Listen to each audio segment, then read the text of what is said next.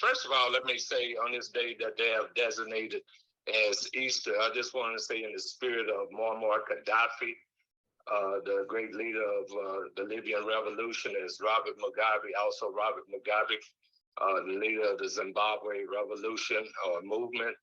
I greet each of you, of which both of them I've had the opportunity to meet, as well as in the spirit of the Honorable Marcus Messiah Garvey, Malcolm X, Dr. King, Huey P. Newton, George Jackson, and the many giants that have come before us. I greet each of you. Power to the people, Uhura. Let me just first say that, again, this has been a very powerful electoral school, and I salute every presenter today. I hope Brother Charles Barron is in the house, being the powerful Christian that he is, that he should represent the blackness in terms of politics. And that for all of the conscious people, I think he is a sterling example of once we seize power at whatever level in terms of helping the people that he has shown that, as well as I salute Brother Jesse Clyde. I think one of the critical issues that we're facing, and I'm supposed to deal with the whole issue of proportionate political representation, as Brother Cam Howard just made mention, there needs to be an assault on this system. I say it needs to be an all-out assault by conscious people who endorse the 19 points of Black self-determination. And we're doing, as Chairman O'Malley Yesatelli had made mention, in terms of what the Republicans are doing per Steve Bannon. They're encouraging all of their people at whatever levels of government, from the school board to city council membership, to state representatives, to state senators, on up this whole hierarchy of political system, to seek out those offices so they can carry out their right-wing agenda. Also, though, I want to, before I get into proportionate political representation, I'd be remiss. I want to paraphrase something that Brother Ralph Pointer had made. I saw that he had projected. I'm hoping I have it right. When when they supposedly indicted Putin for war crimes, or charged him, shall I say, then he made a point that the United States government ought to be charged as an international terrorist organization because it has terrorized not only us here in this country, but throughout the world. So going back to proportionate political representation, I've been advocating this actually from the point where I ran for governor of the state of Missouri. It was actually out of a concept. Not just one morning, Zaki woke up and said that he wanted to be a candidate for governor. At that time, the organization that I was head of, called Caucus for Community Progress, we had put together a statewide Black People's Political Convention with 3 concrete objectives. One was to educate whoever was to be in attendance to state politics, which we had over 400 to 500 people in attendance, including all of the so-called prominent elected officials statewide here and in the city of St. Louis, including the sitting congressman at that time, William Clay Sr., as well as a congressman from Ohio, Louis Stokes, in attendance. We also had as an objective the development of a platform of concerns impacting Black Missourians, which out of that we had what we called an 11-point agenda. And third was to encourage Black people to run statewide for each of the positions that were statewide. Originally, we was hoping for an all-Black slate that would endorse those positions at that time. And those positions that was up for election included governor, lieutenant governor, secretary of state, state treasurer, and state auditor. Everybody at that our conventions really praised what we had done. But to my dismay, because we, in formulating it, was feeling that we could get an already elected Black official to run for at least governor. But to our shock and surprise, we could not get nobody. And so I ended up running for governor as a grassroots candidate. And as an extension of my candidacy, and I was in the race, I was the only African in the race of 7 candidates. And I finished 4th behind 3 so-called powerful white candidates. But out of that, I was able to get the eventual Democratic nominee, and I ran as a Democrat because of the access to the ballot, not saying I'm a Democrat into the Democratic Party, that kind of thing. But out of that candidacy, we were able to get the nominee, the Democratic nominee, to publicly endorse our agenda because he had came to me for support. And I said, the only way I can support you is, as I just said, you publicly, and it's on record, reported to a lot of news agencies that he endorsed our agenda, and he lost a close race to John Ashcroft, who went on to be the United States Attorney. Subsequently, after that, because at that time when I ran, there was not one Black governor out of 50, and there was not one Black United States Senator. So you combine those 2 most powerful positions, 50 governors, 100 U.S. senators, some of the most powerful positions in this country, not one was Black, when we as a people were at least 13 to 14% of the population. So to that end, I have been on that quest for addressing the lack of representation at that level of government. I ran a second time in 1988. And to the surprise, because the first time I ran, even though we brought all those Black candidates, Black elected officials to our first convention, not one basically endorsed my candidacy. And after saying that they supported our agenda. I ran a second time, and I must speak that Brother Minister Louis Farrakhan did opposite Jesse Jackson. We reached out to Jesse, he ran away from our campaign. Minister Louis Farrakhan endorsed the candidacy. So I salute him for that. As well as in 2000, I ran just on the principle of the lack of representation for governor as a Green Party member in 2000. Now, why do I lay that out? Let's look at what is taking place right now. Right now, it is projected that Black people are 14% of the United States population. Proportionate political representation says that whatever percentage we are as a people on the national, state, and local levels of government, then we should have those percentage of power, which also, as Brother Barron pointed out, can translate into economics for our community. You know, in that he got one of his powerful assistants, Viola Davis, very involved in the struggle, but she's able to do even more with the resources that she has as being part of his staff, that she is also receiving a salary for that. Common sense. So proportionate political representation simply says that within the context of this system, and in that we pay taxes, then we should get our fair share of the goods within this society at this point in time. Not saying that there's an end for all for the salvation of us as a people, but it's kind of like one of the survival kits, as the Panther Party used to say, as far as for our people to survive within this society. It is projected that, not projected, it is estimated that there are over 513,000 publicly elected positions throughout this country. Yet, though, of that 500,000 basically, we as a race only have 5% of that power. 5%. Mind you, the Republicans, as Chairman had made mention, are working diligently to elect people all up and down the political spectrum of America.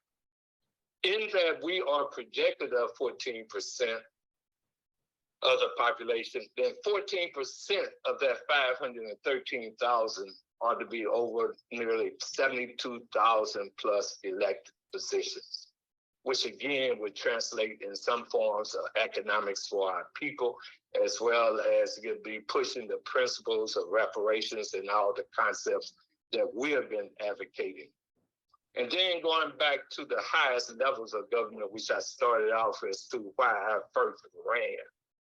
Fast forward to today, out of 50 governors, we only have one, just recently elected, when we ought to be in power at least 7. And then if we study the powers of the governorship, one power is that they could commute different sentences of people who are incarcerated.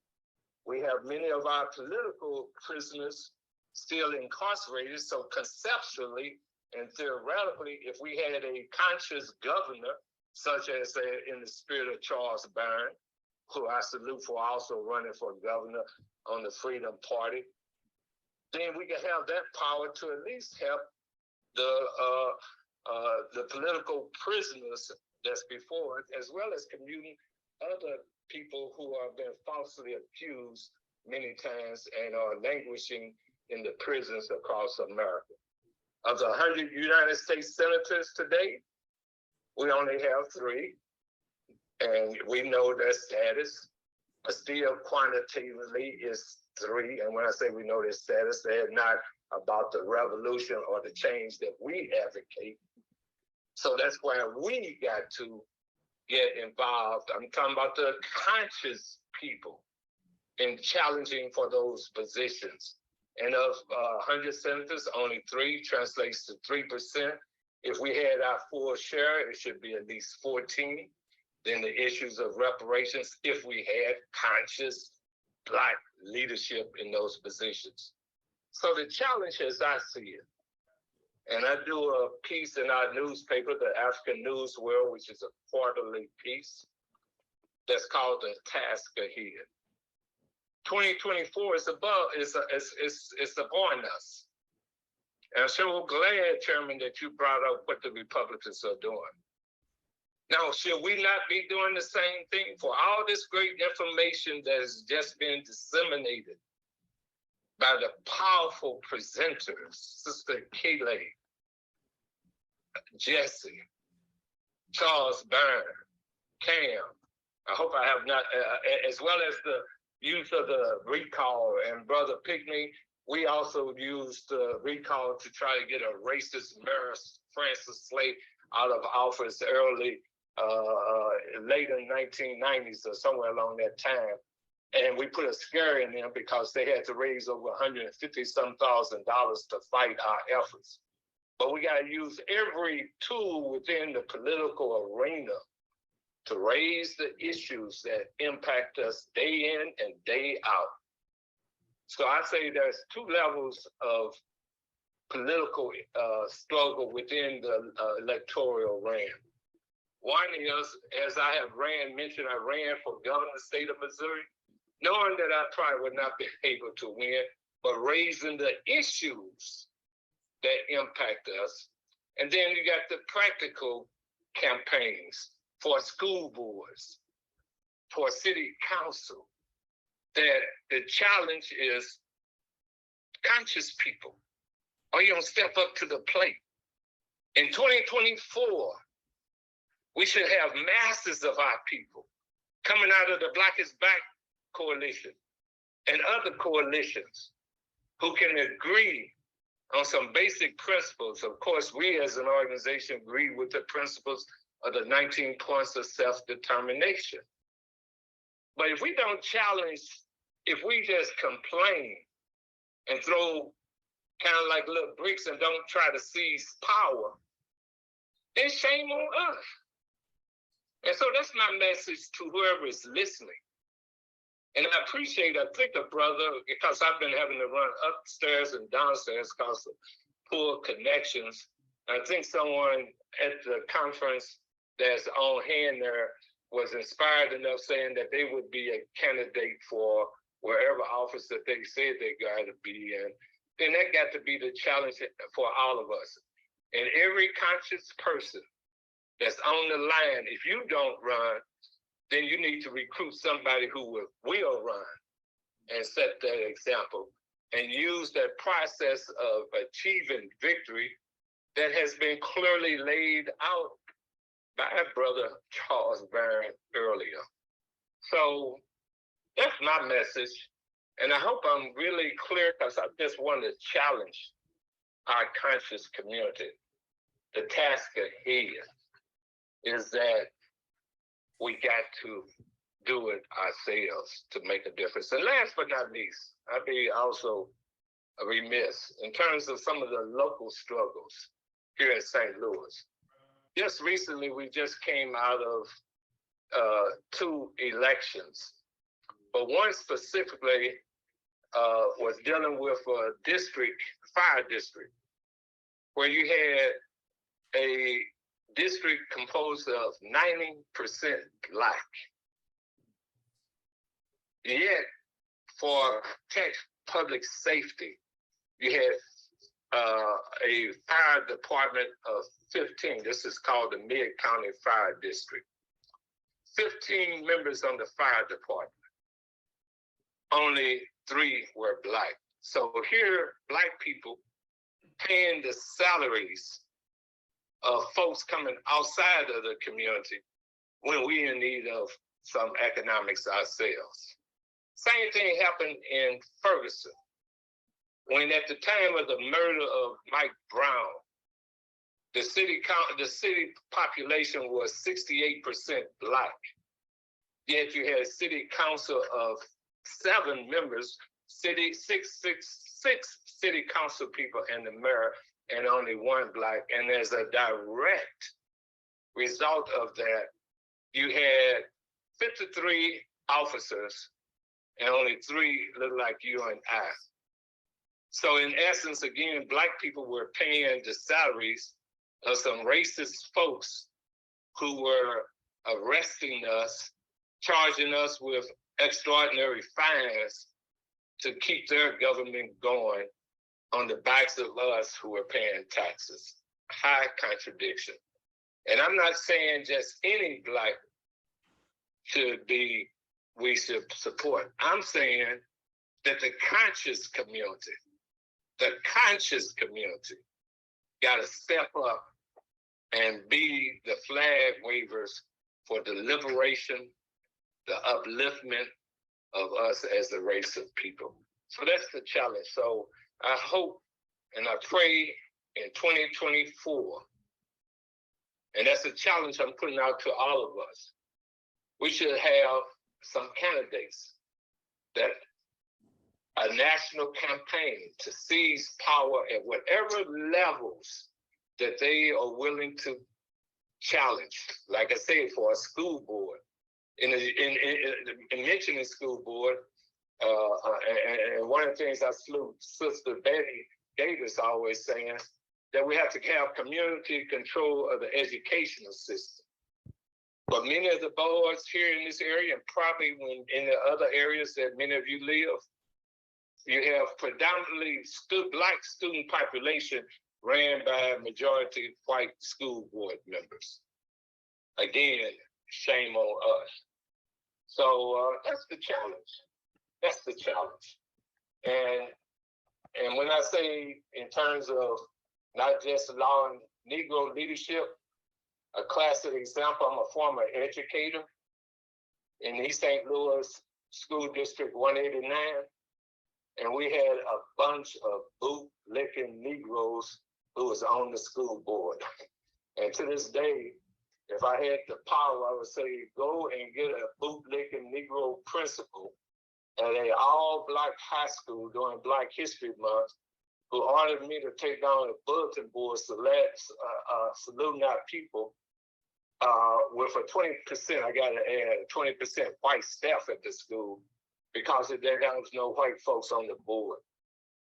That's the kind of leadership that too many times go and seek power and get power because the activists or the conscious people don't step up to the plate. That's the challenge.